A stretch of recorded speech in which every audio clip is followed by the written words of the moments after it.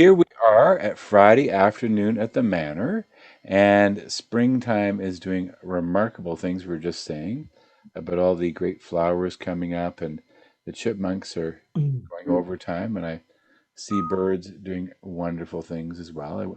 My task, I think, in the summer will be to learn what the different bird songs are. I can identify a duck, and a goose, but I think that's as far as I go. And I think my task will be that. And so as we have a great treat in for both parts this afternoon, we'll say over to Susan, who continues to bring insight and wisdom on the way. Welcome. Over to you, Susan. Thank you. Thank you, everyone, for coming. We've got a wonderful double bill. Okay, thank you very much. Thank you very much for having me. So today's subject is, as the photo, which I found just in time, depicts, is we're going to spring back and look at Toronto's past, and we're going to look at Toronto in the springtime. Things that, events, locations that we would have frequented, memories that we would have, some of us have of Toronto in the springtime. And I'm going to go ahead and share my screen for a presentation that we have.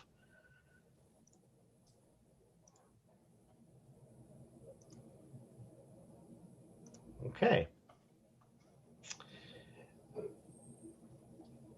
So Toronto Past, presenting spring to the past. And the images shown today are a collection of images that I've chosen from a mix from the Toronto Archives, and also from my private collection of Toronto photographs and postcards, which depict springtime in Toronto's past. So we'll get started. Just about the concept of images. Images provide a visual record of history. In many cases, postcards and images, they provide insight into life and the pulse at a particular point in time. So we're very fortunate to have the Toronto Archives, Toronto Public Library, Ontario Archives, Ontario Jewish Archives, United Church. Like, there are probably 7 major archives within the city that have a wealth of community information, wealth of photographs, capturing Toronto in the past. Actually, we have probably one of the best documented photographic histories through the Toronto Archives in North America. Now, in collecting, one has to differentiate between collecting to document history and are they looking for the story within history. So most of my images and the images that I've chosen today depict social history, our social history in the city. The changing season from winter to spring is one that brings chirping birds, the budding flowers. Winter wraps up, the snow starts to melt as the winter sports wrap up, and the spring season is our introduction to the coming summer season. This year, we're hoping that the summer season is going to be more active than the spring season. But springtime is also a time for new beginnings. Many buildings and events are inaugurated, government plans are put into play, and we'll see how that plays out. In our history, I've chosen certain venues that were inaugurated in the springtime, and you'll see that as a constant. May and June seem to be the time to open things up, especially for the summertime, and we will get started. So I would say pre-spring, or the first introduction of spring, other than the groundhog, is actually the maple syrup harvest. It runs 4 to 6 weeks, beginning around February to about May, and depending how far north you are. I personally remember as a kid going to, with school trips, going and harvesting maple syrup, learning about the process, and being in the sugar shack. The grades of maple syrup run from, as many know, light to dark amber, and they are obtained by what period the sap flows from the tree. So the lighter the maple syrup, that's the earlier the harvest. And the earlier the harvest is the majority of stock that comes on a yearly basis. Dark is actually much more limited in supply, as it's thick by the end of the season, and far less of it is obtained than the lighter maple syrup, which is flowing sap from the beginning of the season. And the dark one also has a much stronger maple taste. For my personal taste, I prefer the dark one. I know a lot of people that prefer the light one. But, again, we remember school trips to the maple farm, visiting the visiting the sugar shack.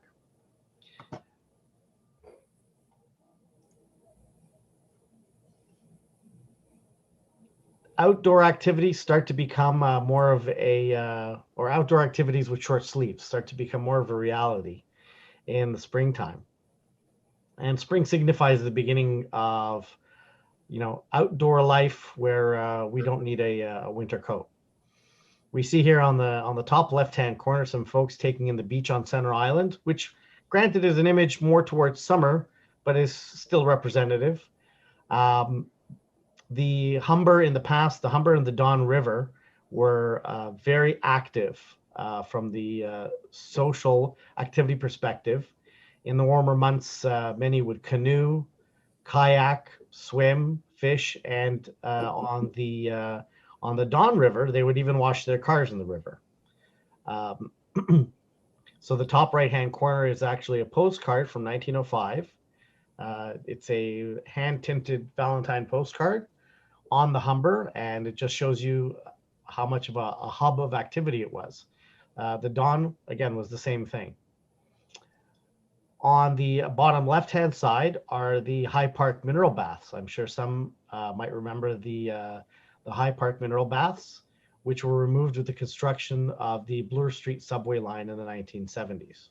But these were natural mineral baths. There still is a pool in High Park. It is not spring-fed, but these were spring-fed mineral baths. On the bottom right is Woodbine Park, or Woodbine Track, aka Greenwood Raceway. And springtime. Racetrack. Yeah, correct.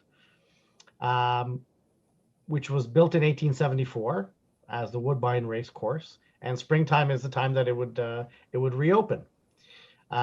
Today it is there's Woodbine Park and a subdivision that covers the site, but it was built in 1874, originally owned and operated by two men by the name of Pardee and Howell.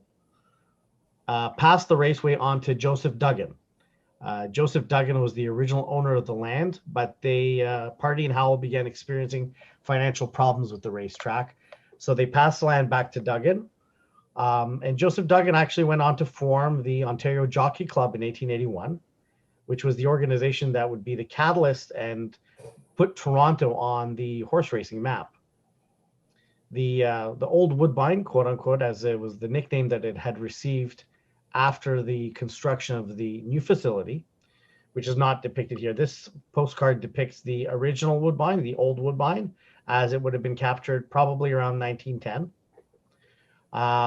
But the Queen's Plate was held here, and it's Canada's oldest thoroughbred racehorse, founded in 1860, and it was held at this course on July 1st, 1881. When King George visited in 1939, he was he was the only royal to visit our racetrack for the King's Plate at that time.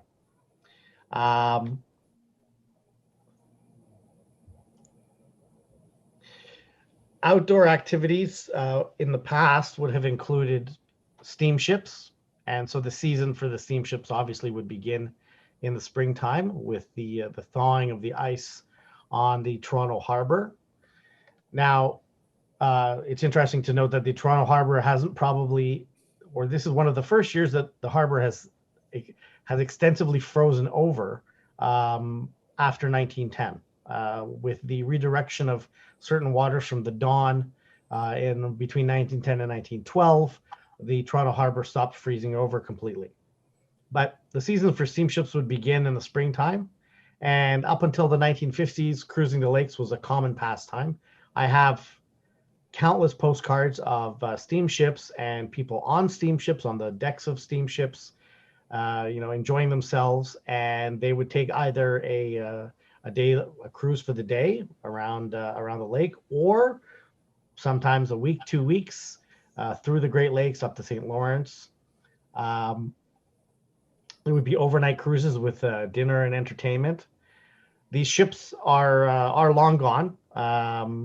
However, there are a few cruise companies which still provide cruises of the Great Lakes. One of them I actually looked up, and I'll give it a plug just because it has a name similar to mine, Victory Cruise Lines out of Montreal. I don't know what the prices are like, but they're scaled down cruise ships, probably maybe twice the size of the one in the top left-hand corner, the steamer Corona there. And they will cruise the Great Lakes for up to a week. And it looks like something that would be fairly interesting. On the top right is the very well-known Trillium ferry boat on its way to Center Island. And the Trillium was actually built in 1910.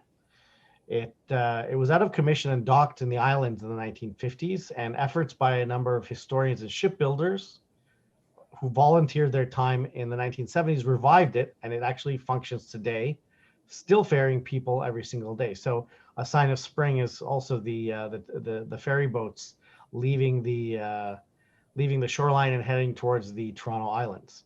But a little bit about the Trillium, and I'll just talk about it for a moment. It was retired in 1957, and so started in 1910, retired in 57, and sold to the city of Toronto for $4,500. And the Toronto Works Department intended to use it to carry sewage sludge from the New Humber sewage treatment plant. But it was left to sink in a lagoon on the Toronto Islands, which I actually have negatives of the ship sitting there, stripped by collectors and such, sitting there idly, and along with her sister vessel, the Bluebell. So the Bluebell was converted into a garbage scow. The Trillium was left to deteriorate with metal fittings stripped by scavengers and souvenir hunters, and you can actually still find pieces of the Trillium at antique shows and online. In the 60s, there was a renewed interest in the Trillium. In 1964, there was a proposal to display the Trillium along with other historic boats you'll recall the Toronto Marine Museum, which was on the exhibition grounds. That museum is no longer there. It was actually right around Stanley Barracks. The proposal failed, and it was actually proposed in 1965 to return the boat to service. So I'm sure many people are familiar with Mike Filey, Toronto, Sun columnist, Toronto historian, and author.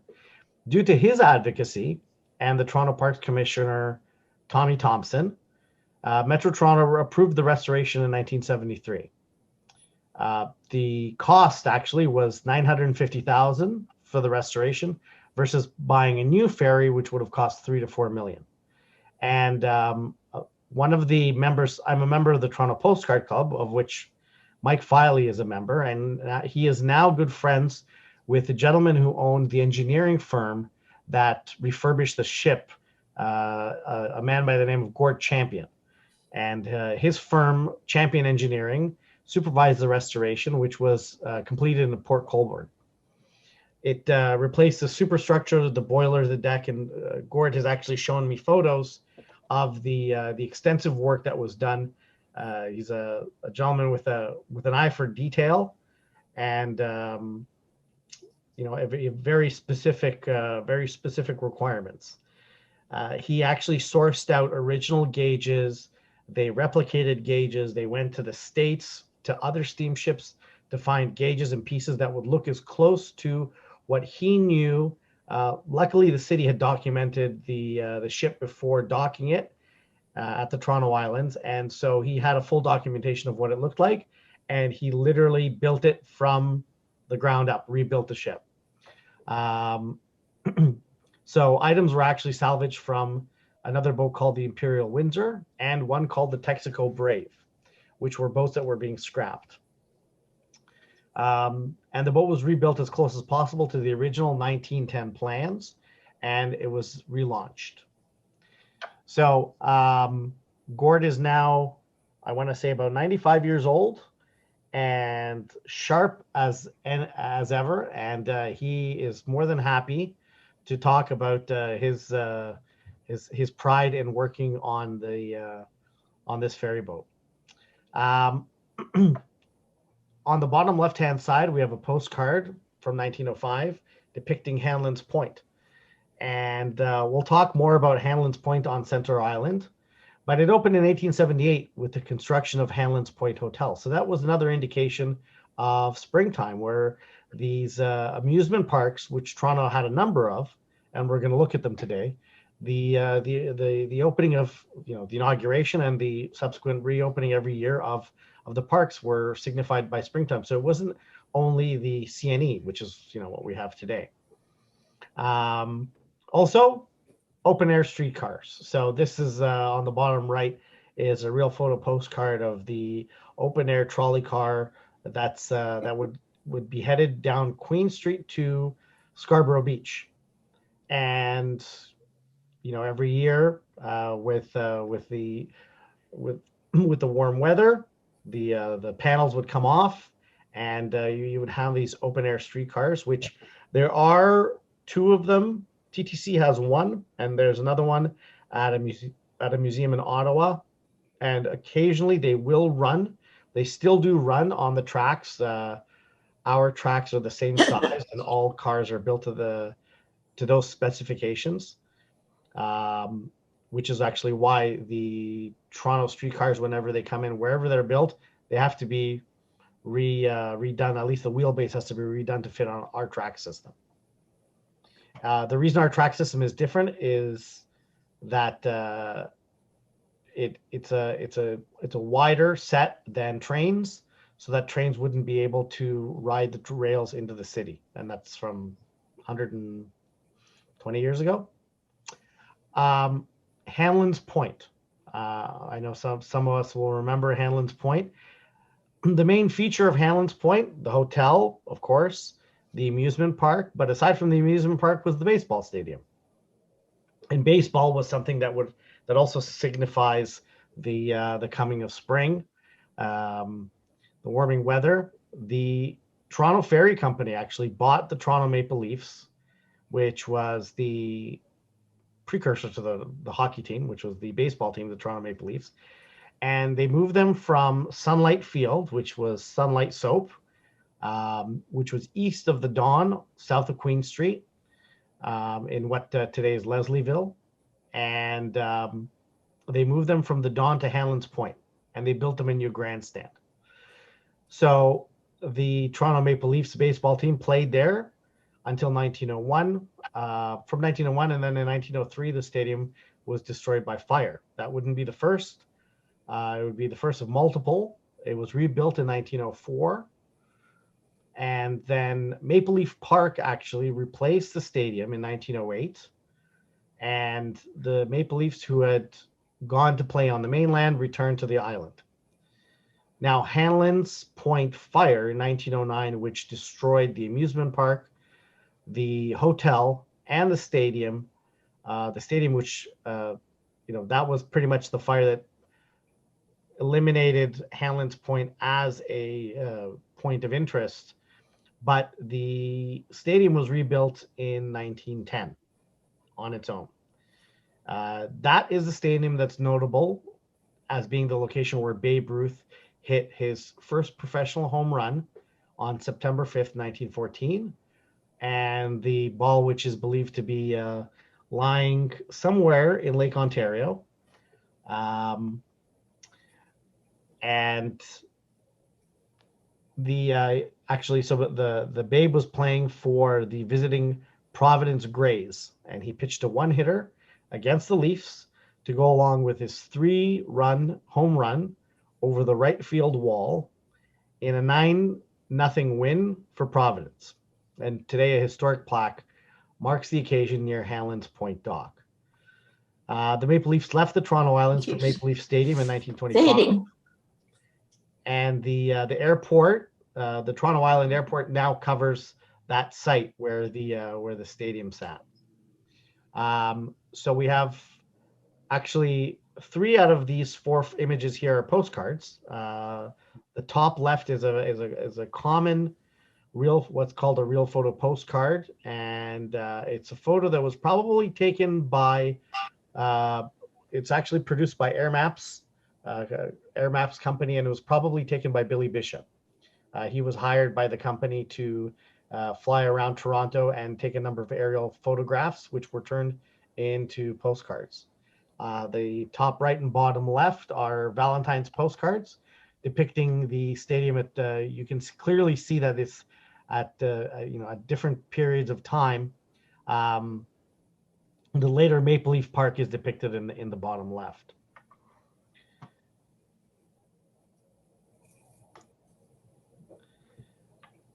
Spring also means that the kids can finally get onto the street and play. And I've included this photo because it's frankly one of my favorite photos from the Toronto Archives. They're just, There is a look. they're 2 very cute kids. You can tell that not so long ago.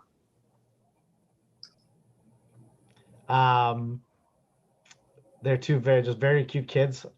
I cannot recall offhand what the game they're playing is called with the wheel. If someone knows, feel free to shout it out.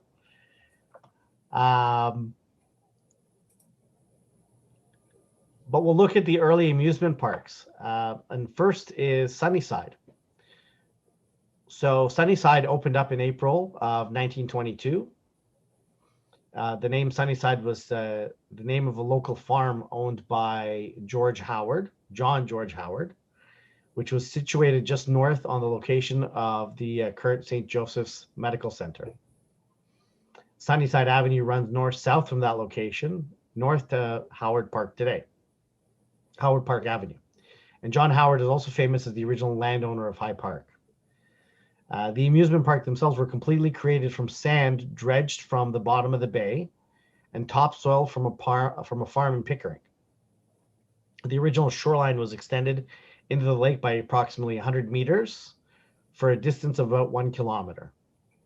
Now, today only a small length of the original shoreline and beach exist, located between Boulevard Club and the Canadian Legion building at the intersection of Dowling and Lakeshore Boulevard.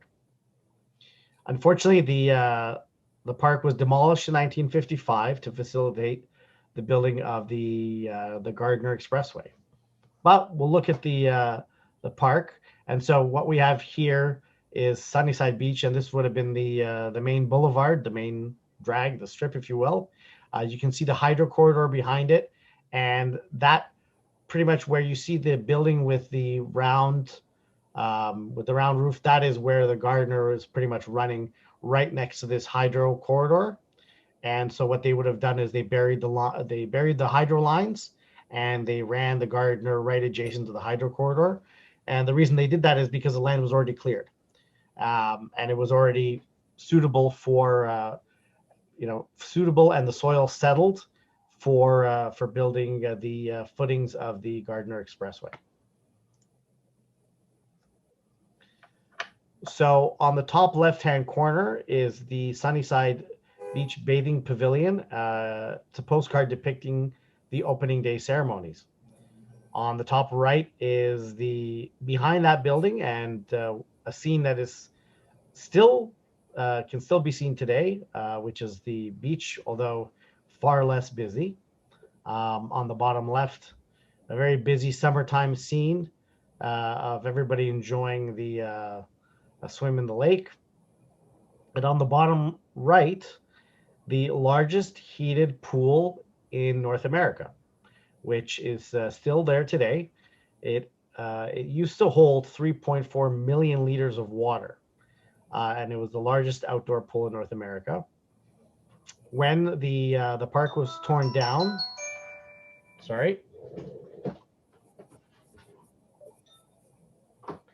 when the park was torn down, the carousel that was at the park was saved and was taken to Disneyland, and it was renamed the King Arthur Carousel.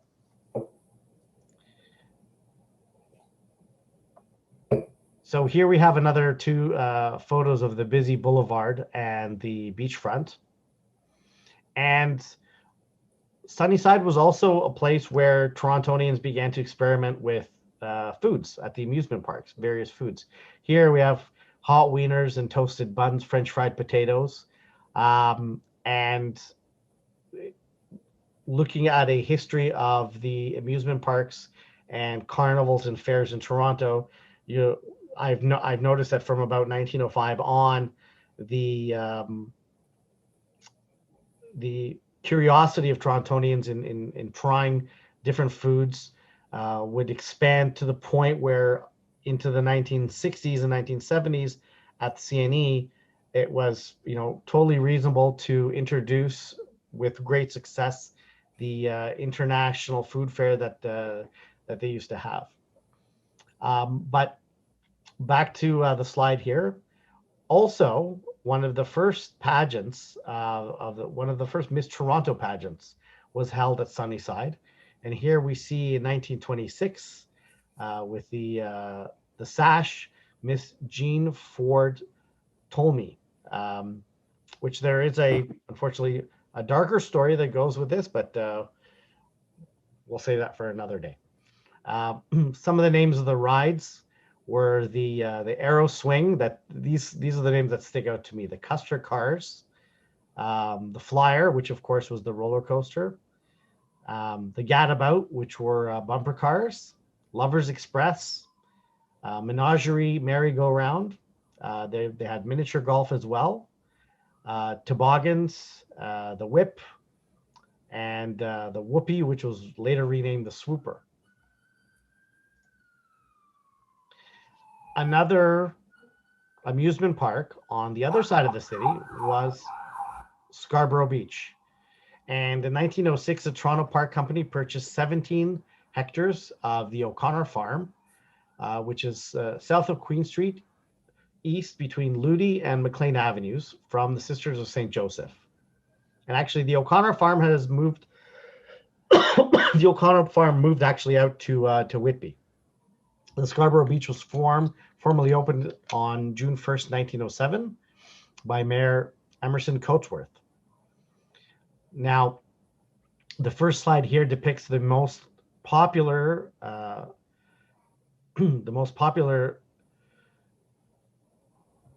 ride, which was Shoot the Chutes. And so you've got the first image and the second image. What I've done is I've kind of built a little bit of a timeline where the boat would begin from up top and it would slide down and obviously gain speed.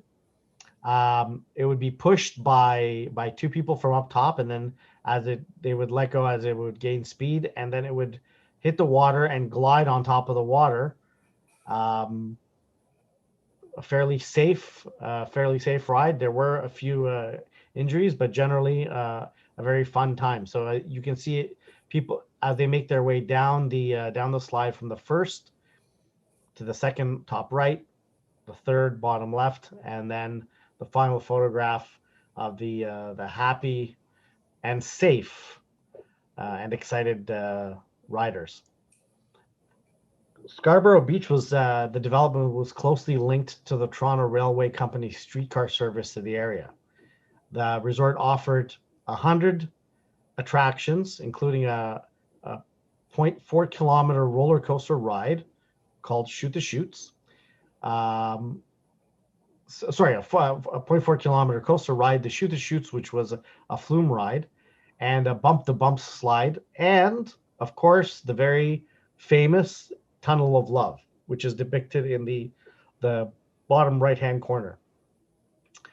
At night, thousands of lights decorated the park, and they also had professional lacrosse and other sports that were featured on the athletic grounds, and it also featured a wooden velodrome. So the roller coasters depicted on the top left-hand corner. The velodrome is on the top right, and the Tunnel of Love, the entrance on the top, on the bottom left, and on the bottom right. And there are a number of stories of young couples who would need to be admonished by those who were managing the ride for being a little too lovey-dovey in the Tunnel of Love. Also, it's interesting to note that the first public exhibition flights in Canada were made at Scarborough Beach by Charles Willard in September of 1909. And so here we have depicted the band shell, and so that's the postcard on the top left, and then to the right is Joseph Durbano's band playing in the band shell. Now, if one was to turn south directly from the band shell, they would be looking at the wooden boardwalk and the beach following after that. So the boardwalk that you see today, on just to the north of the boardwalk where the trees are, that's where the all of these structures would have been built between the boardwalk and the houses to the north. On the bottom right hand side is another image from my collection, which was, it's actually a folding card, and it's made as a postcard. It's meant to be sent. It wasn't. It was sent in an envelope, but it has the brightly lit tower at Scarborough Beach and a very unenthusiastic couple who seems to have somewhat enjoyed their day. This was actually one of the first portrait images that I bought and got me interested in portrait photography, or Toronto portrait photography. Next is a place that we all know that's close to our hearts and that's now hotly debated, Ontario Place. It's located on 3 artificial landscaped islands just off the shore of Lake Ontario, south of Exhibition Place.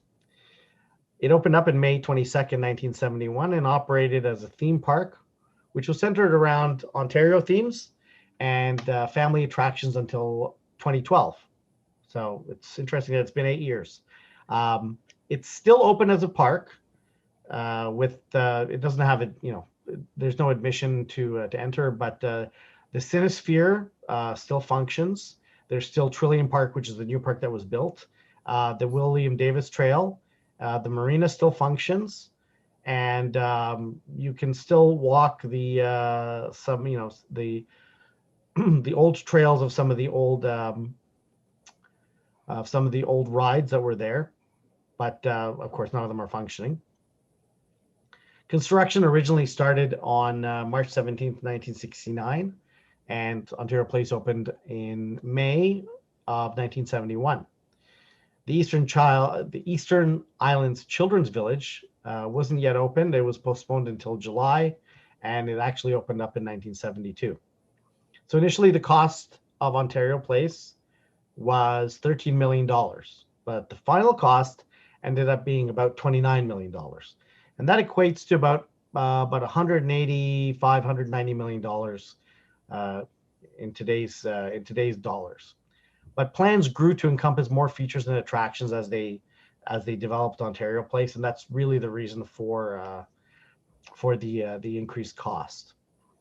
I personally remember the Children's Village. I have photos, and I remember spending time there in the 80s. The Children's Village was opened in 72, and it was built at a cost of $700,000, and it occupied 2 acres, and it was a place that, from what I can remember, was it was a dream. It had tube slides, large nets to climb on, a foam swamp, water guns, a punch bag forest, a plastic climbing pyramid, a rubber forest. There were a total of 21 activities, and I remember spending the day there as a kid. And half the village was covered by 40,000 square feet of vinyl canopy. The marina was a little bit more contested.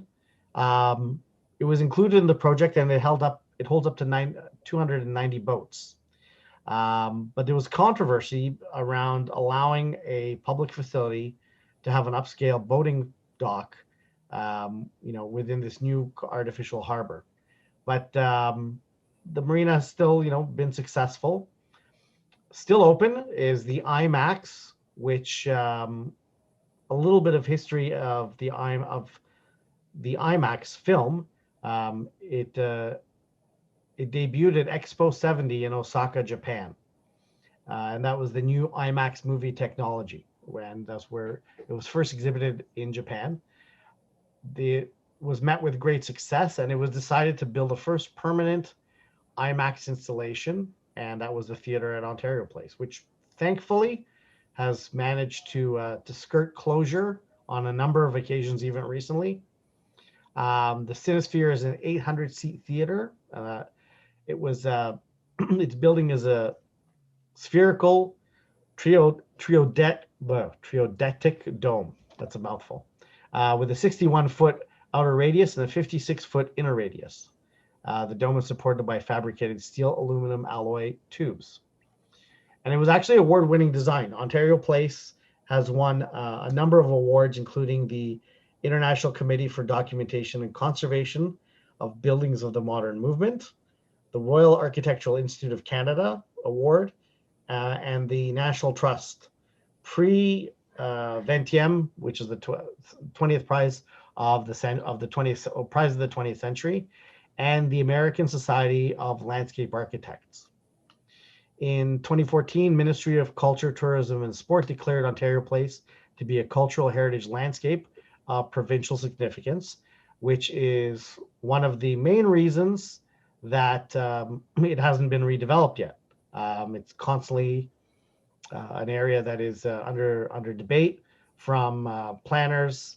There have been a number of attempts at private builders and investors to make recommendations and suggestions, to which the public has stuck together and protected it so far. One of the features was the Ontario Place Forum, which I'm positive many of us would have attended concerts there. The Forum actually sat 3,000 people and had additional grass seats. The roof covered a 68-foot revolving stage with nearly 360-degree sightlines. Now, while it only had half the seating capacity of the current amphitheater, it actually had arguably better sound. It had bench seating and offered a far more intimate theater experience, especially with the fact that it was rounded with a 360-degree view. And it also featured a rotating stage, which gave every seat in the house, in turn, an excellent view. And it had the benefit of generally being free with park admission. Featured events included the annual Toronto Symphony, rendition of Tchaikovsky's 1812 Overture, complete with the firing of the guns from the nearby HMCS Haida. The Haida, as some of you will know, was moved and it now resides in the Hamilton, thankfully still a museum, and one of the first things that I took photos of as a kid. More photos of the Forum here, and this is kind of how I remember it. Famous acts include B.B. King, Glenn Campbell, Kenny Rogers, Johnny Cash, Dizzy Gillespie, Pat Metheny, and James Brown, Rod Stewart, Chris Christopherson, Willie Nelson, as we can see here.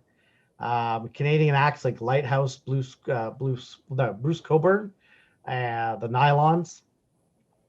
It was actually the site, some might remember, 1981, of a riot by Teenage Head fans. But that was a riot that was allegedly started by the manager of the band in order to gain publicity.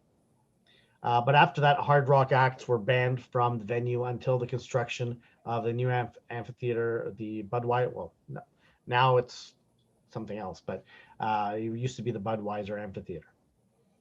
In the summer of 1983, the Forum was actually so far ahead of the curve entertainment-wise, it brought back musicians such as Paul Young and Tina Turner before they had their comeback tours. So it was on the we were ahead of the game.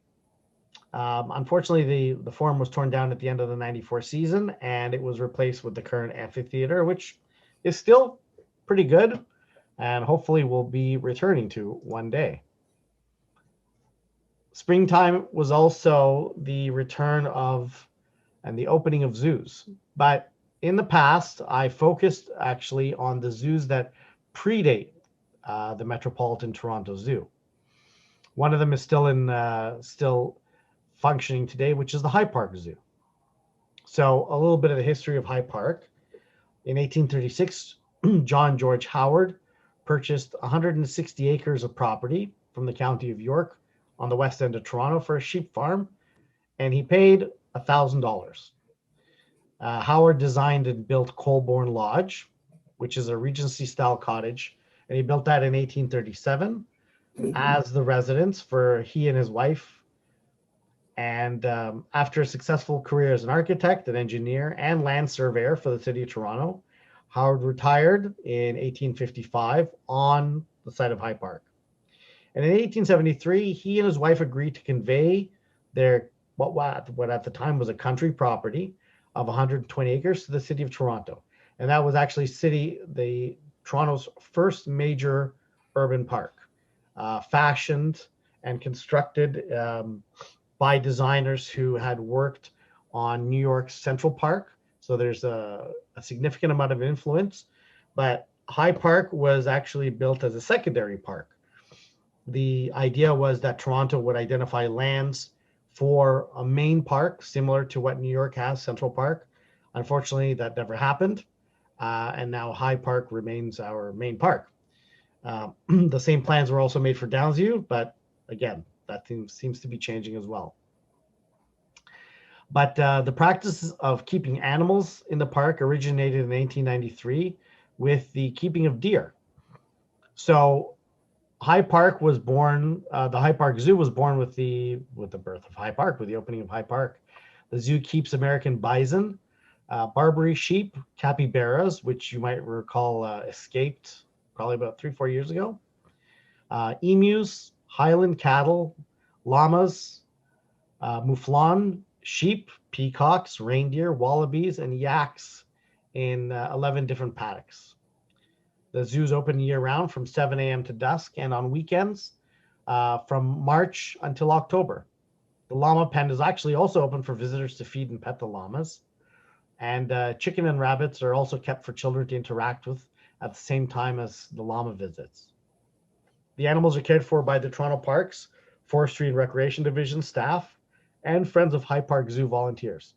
And in recent years, when there was a discussion about closing down the zoo, the Friends of High Park actually stepped in and salvaged the zoo. So now it's more privately run or run by a nonprofit than by the city. The city seemed to have pulled out quite a bit just because of funding, and feeding all of these animals was just far too expensive for the funds that were coming in, because they function completely on donations. So the zoo's budget is partially paid for by volunteer donations, and I'm sure if you've been there, we've all left a few dollars in the donation boxes. That is where their funding comes from, for the most part. And online donations are matched by charitable foundations. So that's interesting to note. If anybody wants to make a donation to the High Park Zoo, let me know after. I will send you a link.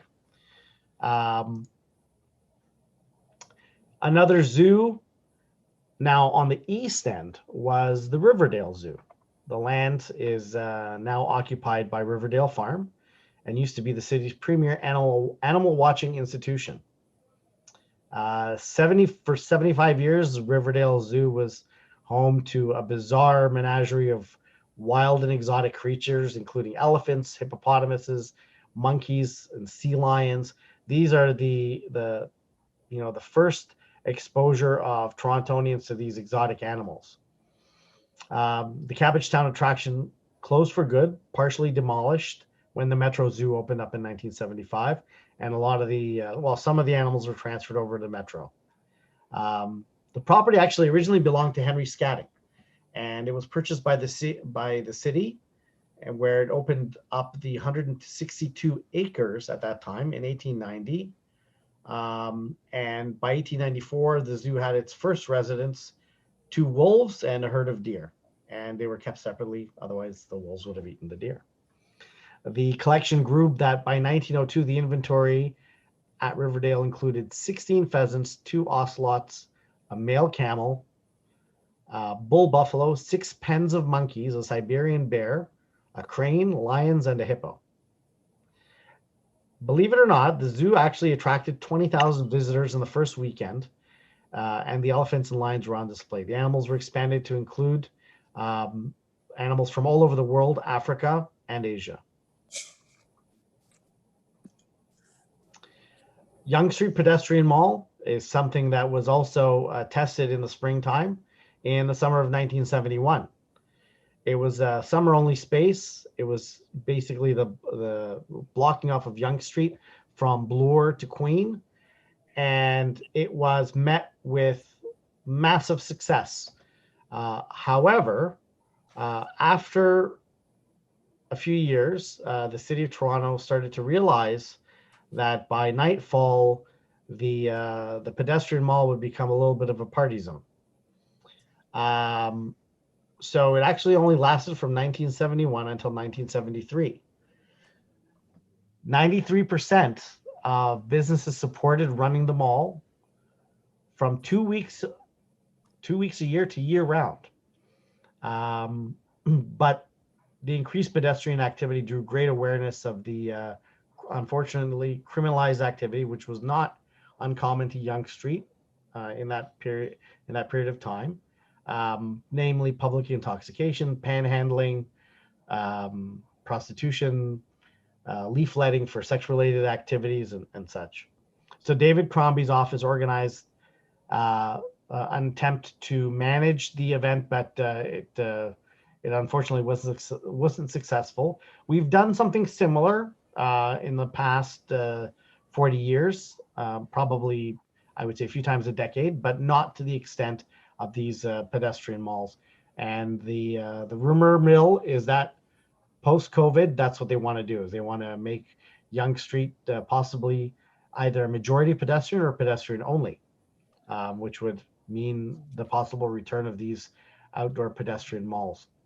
And I found this cartoon from the Globe and Mail, which it's a couple with a young kid, and it says at the bottom, "I'll be honest, I prefer the carbon monoxide," in relation to the what the pedestrian mall had turned into. Springtime is also the season for sports, and a little bit of a focus on the Maple Leafs baseball team. Featured here is Maple Leaf Stadium, which was the replacement for Hanlon's Park, and was one of the first few modern sporting structures in Toronto. So this is actually where the Maple Leaf Stadium, where the Toronto Maple Leafs played until the late 60s, when the team was moved over to Louisville in 1967. And unfortunately, the Fenway-like park didn't survive. It's now actually the site of a Toronto public housing complex. But if you look at the bottom right-hand photo, you'll see exactly how big the grandstand was. And there were a number of home runs that were hit far enough to be hit into the waterway between the mainland and the Toronto Island Airport.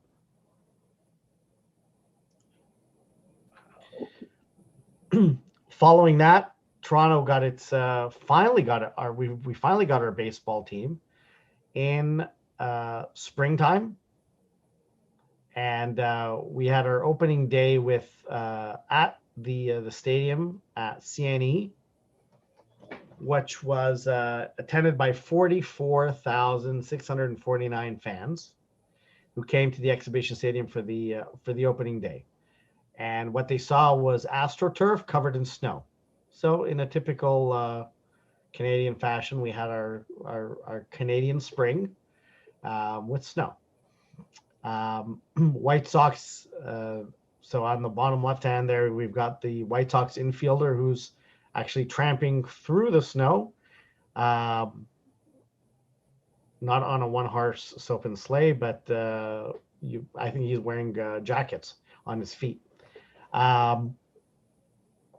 So the Jays actually ended up coming back to win the series, They had a multiple game series. They lost the first game, but they won the series. And they took the series with a 5-0, and with a number of Toronto Blue Jays. I won't go into the players themselves, but we have here a ticket from the opening game, and one of the cards, one of the first cards of a Blue Jays player that was ever produced, and I have for you the song that was played at the first game, and we'll have a listen.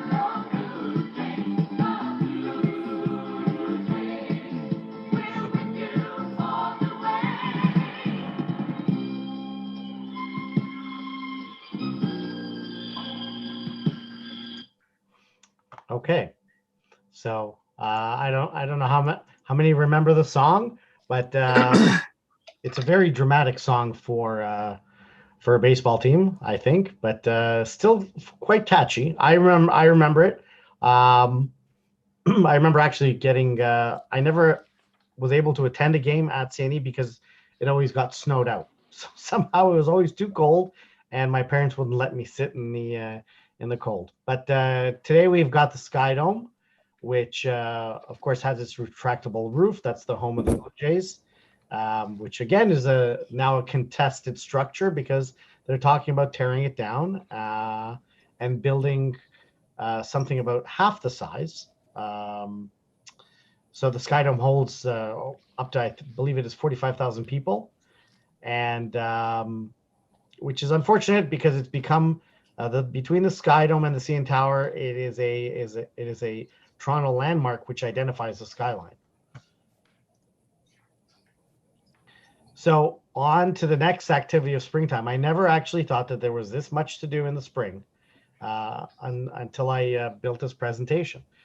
Drive-in theaters. So the first drive-in theater actually goes back to 1915 in Las Cruces, Mexico. It was officially opened in 1921 and showed silent films in California. However, the actual drive-in theater as we know it was patented in the 1930s. So there was a gentleman who decided that he wanted to test. He was working for a chemical company, and he wanted to test this concept of playing movies outside.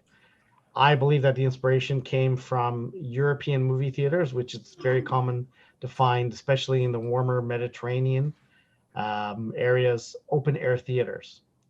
I know I've attended a number in Greece. So what he did is he nailed a screen to trees in his backyard. He set up a Kodak projector from 1928 on the hood of his car. What was the original proposal height? Sorry? Oh. So after nailing a screen to trees in his backyard, he set up the 1928 Kodak projector, and he put a radio behind the screen, and he tested different sound levels with his car windows up and down. And so basically he figured out what the approximate distance was, the distances would be, and so on. And he applied for a patent in 1932. And by 1933 was given the patent for the drive-in as we knew them throughout North America. Some of the local drive-ins here were the Scarborough Drive-In. And this one was located at Kennedy Road and Randstone Gardens, which is just south of Lawrence Avenue East. It had a quote-unquote gala opening in June of 1952, and it was advertised as actually having the biggest screen in Canada. It had a supervised park for kids and double car ramping, which would bring you closer to the screen. The opening attraction was Summer Holiday, starring Mickey Rooney and Gloria DeHaven. Now, drive-ins were a fairly new concept at the time, and they were being marketed as the perfect form of family entertainment. Many of Scarborough's residents through the 50s, 60s, and 70s, I'm sure enjoyed an evening at the Scarborough Drive-In. I know that I took in many evenings in the 80s and 90s at drive-ins. And even in 1963, the drive-in began offering Sunday shows. And the Jake Goodlad Park actually exists on the site where the Scarborough Drive-In Theater was located. Another one is the 400 Drive-In, located at 407. So this is a little bit outside of Toronto. It opened on July 22nd, 1954, with Susan Hayward in White Witch Doctor. It was originally a single screen and expanded to 3 screens by 1978. But unfortunately, due to lack of demand, was closed in 97 and demolished in 98, which now the Famous Players Colossus Theater sits on that site. But with the current pandemic situation, drive-ins had actually started to regain popularity in the last few years, and even more so within the last year. But the Famous Players owned the 400 Drive-In, and it had space for 1,300 cars. One interesting one, which always catches my eye, is the Odeon Dufferin Theater. And this one had a swimming pool. So I don't know whether you went to the movies or you went to go to the pool. But it had a twin screen drive-in. It was opened up in May of 1950 with May 27th, 1950 with Doris Day's It's a Great Feeling. And so it featured the swimming pool, which I have looked around and I frankly haven't found. I found drive-in theaters with parks, but not with a swimming pool. And for a Canadian environment, this is kind of a unique addition. The Dufferin Drive-In closed in 1984, and now a residential subdivision is on the site. And located in Markham, to the north of Toronto, was the Parkway Drive-In. And this is one of the last drive-ins to be constructed in the Toronto area and opened up in September of 1966 with Carl Reiner's film, The Russians Are Coming. And it also had Patty Duke in Billy. So it featured oversized parking spots, which gave patrons lots of room for their cars and themselves to enjoy the movies. It featured a huge snack bar, which you can see these photos inside, decorated with brown floors and yellow and pumpkin orange snack bar counters. Canadian Odeon, which is the company that owned it, felt that yellow and pumpkin orange subliminally triggered people to want to buy snacks during the intermission,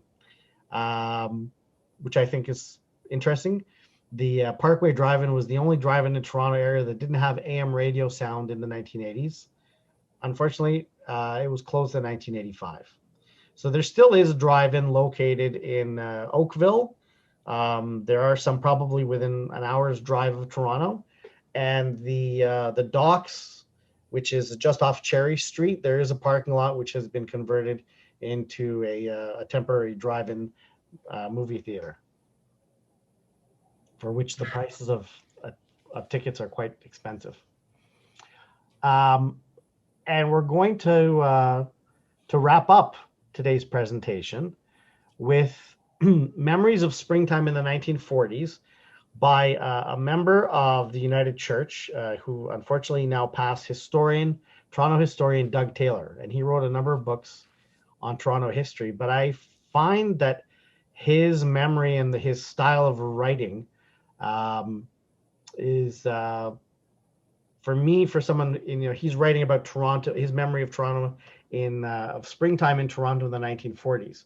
It's very easy to visualize, and something that I've now almost retain as an adopted memory. But I'm a big fan of Doug's, and of his. He was one of my inspirations for getting further involved in Toronto history, and having all his books. I thought we could wrap up today's presentation with Doug's memories of Toronto in the 1940s. So what I've done is I've taken an article that he wrote, and I've reorganized it with visuals and added in a little bit more information and research, and we'll get started. So in past decades, our daily activities centered more closely around the seasons. There were no thermal double glazed windows, so one of the rituals of spring was watching his dad remove the storm windows from the house. After they were stored in the basement, of course lacking air conditioning at that time, screens were installed to allow the circulation of air within the rooms during the summers ahead. Another sign of the new season was the end of the weekly doses of cod liver oil. There were no capsules or sugar-coated versions of this nasty tasting oil. So the cessation of winter's medicine caused quite celebration for Doug, as well as for, I'm sure, many children.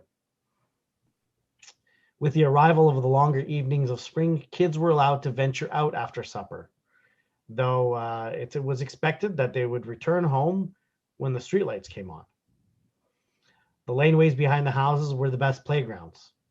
They were secluded from adults' prying eyes, and the kids, they were a fairly safe place, safer than the roads, for the kids to play games such as kick the can and hide and go seek.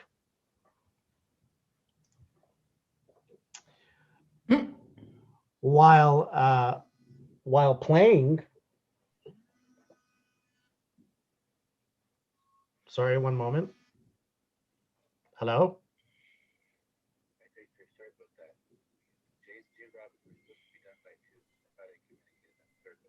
Okay, I'll wrap it up. Right. Okay, we are unfortunately going to have to wrap up. I hadn't realized that it was 2 was our cutoff time, but we'll just speed through the last ones. So memories of planting, sports, spring garden, the Eaton Spring catalog, mom planting the garden, and of course the various flowers and the games that children would play.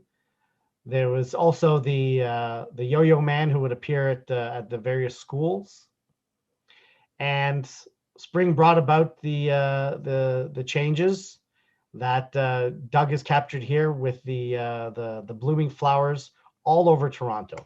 So we had to rush and end today's presentation, but I thank you very much. This is the contact information, torontopass.com. If you want to reach me, victor@torontopass.com. You have my phone number there. I'll also send this out. John Joseph can send it out as an email. And I thank you very much for your time.